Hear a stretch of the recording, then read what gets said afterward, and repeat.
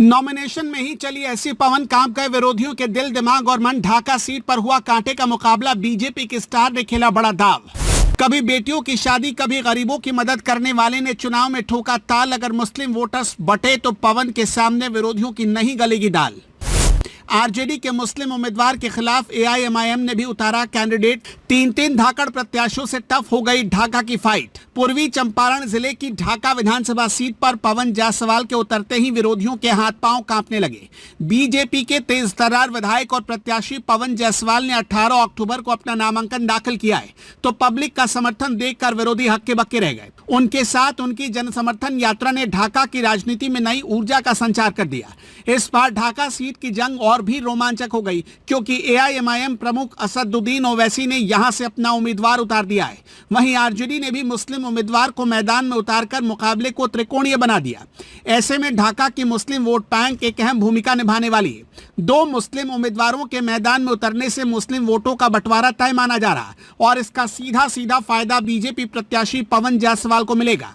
कई वर्षों के बाद ऐसी स्थिति बन रही जब अल्पसंख्यक मतों का ध्रुवीकरण संभव नहीं दिखता, जिससे हिंदू वोट बैंक के साथ मिलीजुली वोटिंग का समीकरण बीजेपी के पक्ष में मजबूती से खड़ा होने की संभावना है।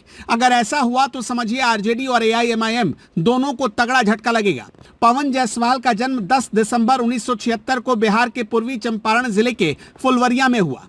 वो राम रहीम सेना नामक संगठन चलाते हैं, जिसके जरिए सामूहिक विवाह, महिलाओं को सशक्त करने के लिए खेल प्रतियोगिताएं और समाज सेवा के कई बड़े और नेक काम किए।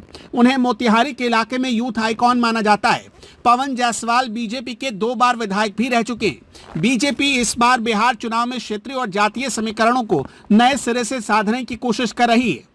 ढाका सीट पर मुस्लिम वोटों का विभाजन बीजेपी के लिए रणनीतिक रूप से अहम मौका है। एनडीए के बड़े नेताओं की मौजूदगी और पवन जायसवाल के समर्थन में आयोजित जनसभा ने चुनावी माहौल को बीजेपी के पक्ष में मोड़ने में अहम भूमिका अदा की। जमीनी स्तर पर जायसवाल की पकड़ मजबूत मानी जाती है, और उच्च जातियों से लेकर पिछड़े वर्ग के वोटों का झुकाव भी उनकी तरफ दिखता है। आरजेडी के मुस्लिम उम्मीदवार और ओवैसी के प्रत्याशी के बीच सीधा टकराव इस बार राजनीतिक समीकरणों को बदल सकता है।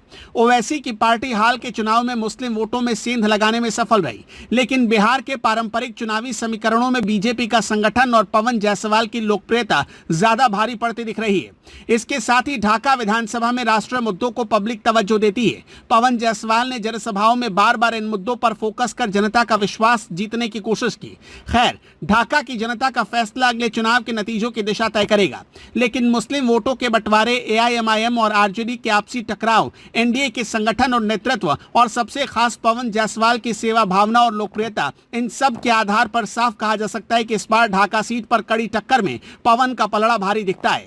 जनता का समर्थन और चुनावी समीकरण दोनों उनके हक में बनते दिख रहे हैं। ये चुनाव सिर्फ एक विधानसभा सीट की लड़ाई नहीं है, बल्कि बिहार की राजनीति के बदलते स्वरूप, जाति धर्म के समीकरण और विकास की चाहत का भी प्रतिबिंब है। ऐसे में ढाका सीट का नतीजा पूरे प्रदेश के लिए संदेश देने वाला साबित हो सकता है। आपका क्या मानना है? हमें कमेंट बॉक्स में जरूर बताइएगा।